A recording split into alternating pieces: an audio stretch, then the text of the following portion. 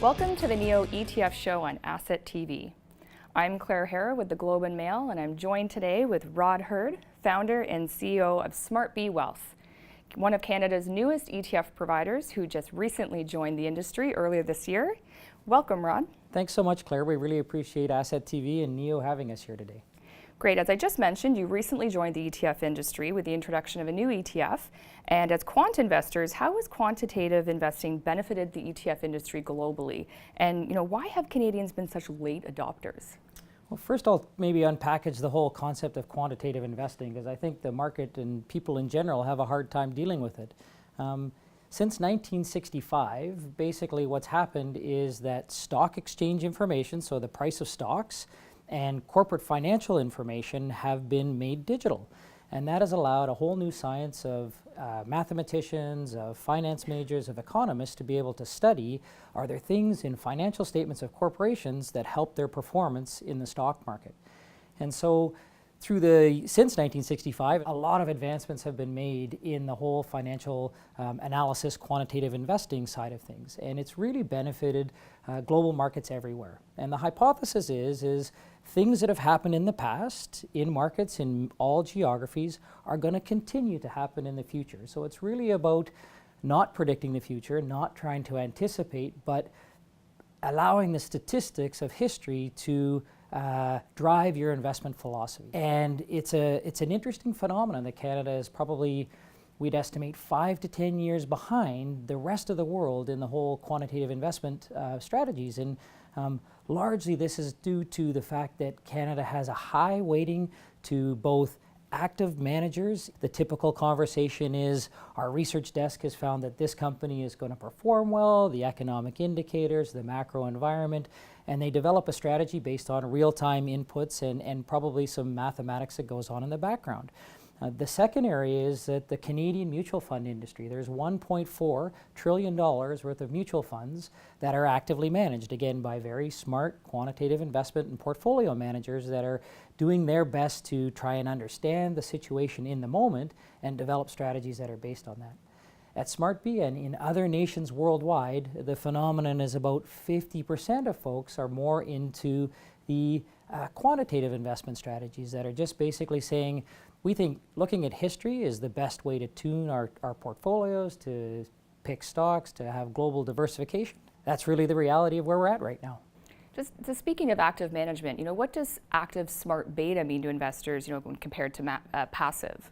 That's a phenomenal question, and it's actually quite technical and quite complicated, but I'll try and simplify the whole active, passive, active smart beta relationship. So if you look at quantitative investment, there's a big category of them. It's called passive investing.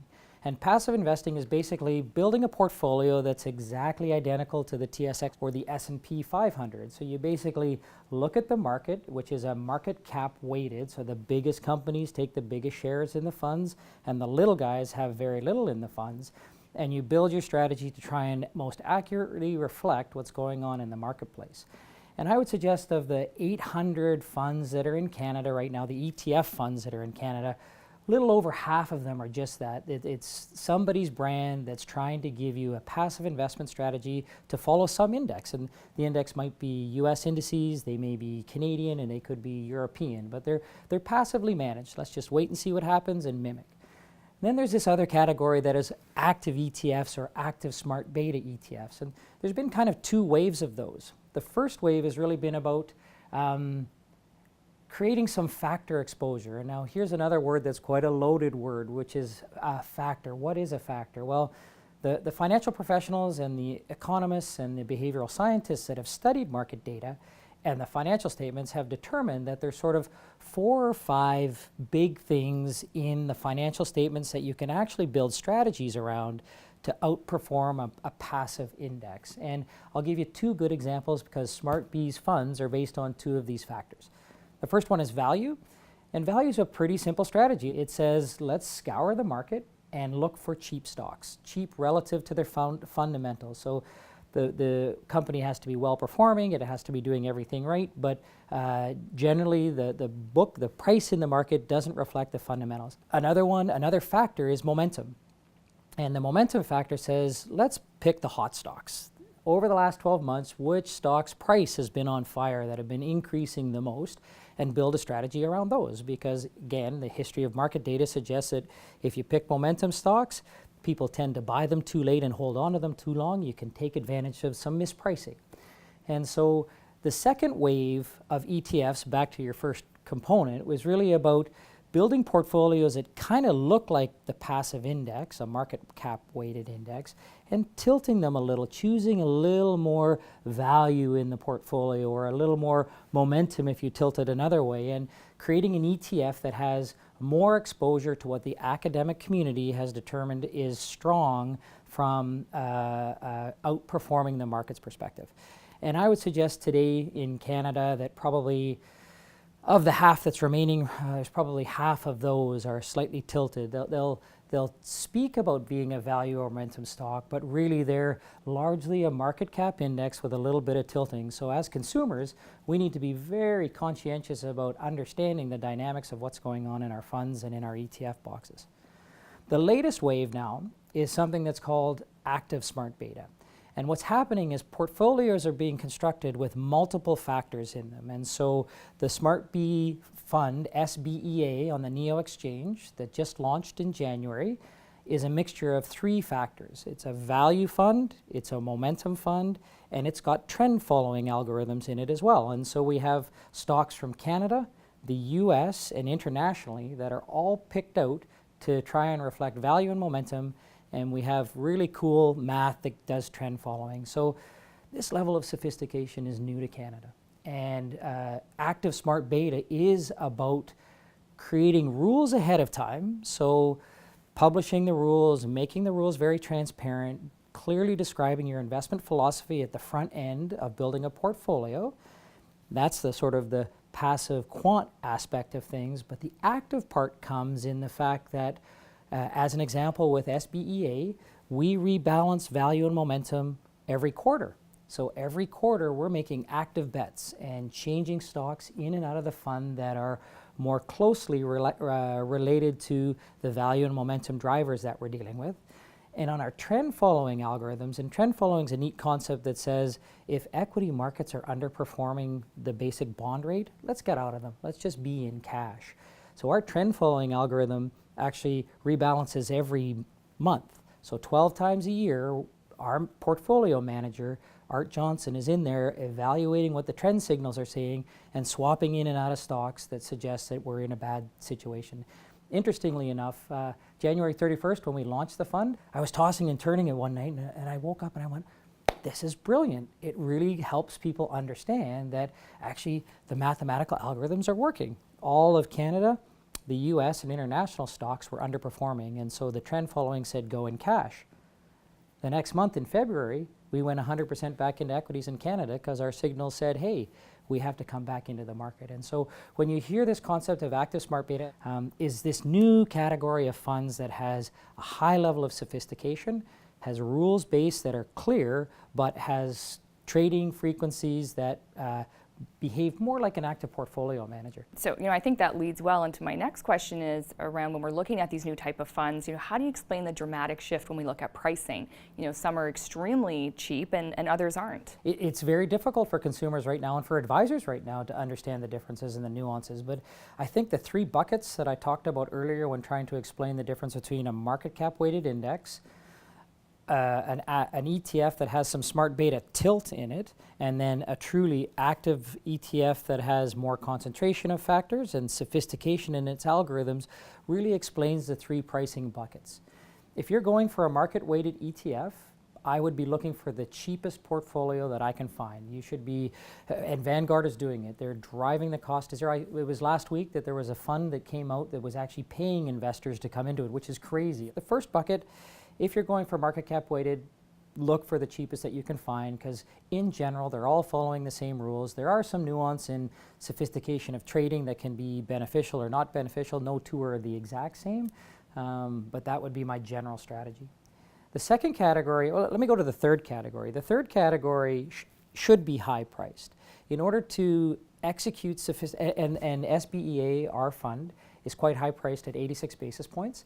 But the level of sophistication, the trading costs, the amount of screening that we do to ensure that the companies that we're putting into the fund are not going to be a going concern problem, are not doing fraudulent accounting, aren't traps for some of the exposures. So those funds you should be paying more for. And if you're not paying more, you're probably not getting true exposure to the factors that you are trying to manage. Now, the middle bucket is the most challenging because there are claims of sophistication and marketing message around tilts toward or exposure to value or momentum or strategies. So you really need to dig into how much of that fund is just market cap weighted exposure and how much of that fund is true sophistication. So our approach in going to the market is, we don't think that this middle category is going to be long lasting. And we're seeing it in the United States right now, that people are waking up and trying to understand that sophistication bucket in the middle. We're recommending that you buy the cheapest ETFs to get your diversified market exposure in the markets that you want. We recommend geographic diversity because there's a lot of home country bias. And then get your factor exposure through someone who has really sophisticated strategies and are doing the right things to ensure that the stock selection process is very sophisticated, that the portfolio management of the ETF is at top shelf with the top minds in the world looking at your investment. It's the most important thing that we do in our lives is try and save our money. Right. When we look at the investment philosophies, can you explain a little bit of the difference when we're talking about, the behavioral finance and the efficient market? How do those differ? They're extremely different. And so Eugene Fama was the grandfather of this whole market analysis, financial quant industry. It happened at the University of Chicago back in 1964, actually, when they digitized the database. And Fama in 2013 won a Nobel Prize for the efficient market theory. And what efficient market theory says is markets don't have any mispricing in them. All of the pricing issues in a market are a result of something fundamental that is causing stocks to behave differently. There's a vast amount of evidence that basically says we as humans are crazy. We have two, you probably heard of the slow brain cycle and the fast brain cycle, or your reptilian brain and your cognitive brain. Well, our reptilian brain takes over in a lot of situations, especially when they're emotional, especially when they're moving fast. And so something like a market crash makes a lot of us nervous, especially when it's our family's future or our life savings or a legacy that we're trying to deal with. And there's a body of evidence says we make bad investment decisions. And those bad investment decisions can be systematically taken advantage of. So there is true mispricing in the market. So as we look at our fund, we're biased more towards the behavioral factors than the efficient market factors. The behavioralists are trying to study the things that are in the market history, again, still in the market history, that are associated with bad personal investment decisions, whether it's from active management, whether it's from institutions that have active management, or individuals. So those would be the three categories.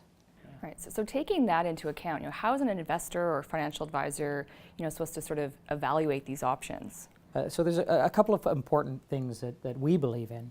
Our first belief is that the history of markets work. Our second belief is that you need evidence to make a good investment strategy. And so we're less inclined to think of ourselves as the smartest people in the room that are making good inferences about the data that we're seeing in real time, and more interested in have other smartest people in the world debated this? Have they published it? Has there been the rigor of peer review? Has someone suggested that the statistical analysis had a flawed data set? And so our philosophy is move to the academic community. The academic community, we think, provides the best rigor on the planet for testing new ideas, debating new ideas, and ensuring that we have alignment with what those ideas are. So first and foremost, I would be looking for strategies that the academic community has managed. Then the second piece that we think is really important is transparency. And this has just been a legacy issue in the Canadian marketplace, where mutual funds haven't been fully transparent about fees, haven't been fully, in the mutual fund world, the publishing of stocks is a quarterly event or semi-annual, depending on the horizon, where ETFs we think is the right vehicle to move in because you basically have a publishing of every stock holding every night, completely transparent, fees are transparent, they're in the prospectus, and so those would be the things that I'd be recommending to the public and to other advisors that are interested in this avenue for investment. Yeah. I'm curious to hear a little bit about SmartBe. You know, you've launched this year in a very competitive environment. 2018 saw, you know, more than a handful of new competitors coming in. You know, what makes you stand out in the Canadian landscape when we have so many new people coming into the space? Oh, thanks for the set up there for me to smash it. But let's start with our roots. I think we have a comparative advantage coming from Alberta. We're the second ETF to have been launched in Alberta, and we know that we're the first ETF to follow quantitative investment strategies in the Alberta. The ASC has been very, very helpful to us in working with the OSC. Our lawyer teams, our legal teams from both Ontario and Alberta have really helped us. And being an Alberta story, I think the province is starving for diversification. Oil and gas has really taken a hit in the last 4 or 5 years. And so the fact that we are bringing some of the most sophisticated ETF investment strategies, active smart beta strategies, to the Canadian marketplace from a small startup space in Alberta, I think allows us to be a little bit of a bigger fish in a tiny pond and gives us some notoriety and why aren't you on Bay Street, whereas we'd be swallowed in the big ocean and sea on Bay Street. I think the second and probably the more enduring competitive advantage that we're bringing is we've been blessed with our partnership. So we are tied in with some of the leading academic practitioners in the United States. And with our partners, Alpha Architect, Drs. Wesley Gray and Dr. Jack Vogel are sort of their quant investment philosophy team. And we've been able to tie into them, and they have this amazing following on Twitter. Canada and the US are quite different as we interact with Twitter. We're kind of more of a LinkedIn community, whereas the US has this robust quantitative fan base or a high grade of Twitter feeds to folks that are really interested in quantitative investing. So not only do we have access to Wes and Jack, but all of their cohorts who come in and chime in on the latest thinking, the latest academic publishings, the trends in quantitative investment. We believe at this stage our SBEA product is probably without peer in the Canadian marketplace from a level of sophistication, and it is super hyper competitive in the States, and Alpha Architect is making some waves, so we're excited about being able to partner with them and bring their solutions to the Canadian marketplace. How does volatility impact your strategies, and what would your outlook be for the rest of the year? The academic community, which suggests that I can't have an outlook for the rest of the year, which I don't. One can't predict the future. Volatility is very significant in all investment decisions because it's about risk. And there's a number of drivers on risk which suggest diversification is important. Taking on too much single company risk is not paying you for, it's like playing hockey. With the hockey player that takes off his helmet isn't getting any more money, but has a much higher risk level of getting a head injury. And so diversification is a very key strategy from that perspective. And the other important fact is that the fund that we've launched has a very low volatilities at 8.6. So we've been able to, through proper engineering of the market history, come to market with something that would have a low medium risk category in the Canadian landscape. Great. Well, thank you so much for sharing your insights with us today, Rod. Claire, it's been a real pleasure. It's been easy. You've made it very easy for me, and thank you very much for Asset TV. And Neo, we really appreciate the opportunity to come and be your partner again. Great. And thank you for watching the Neo ETF show on Asset TV.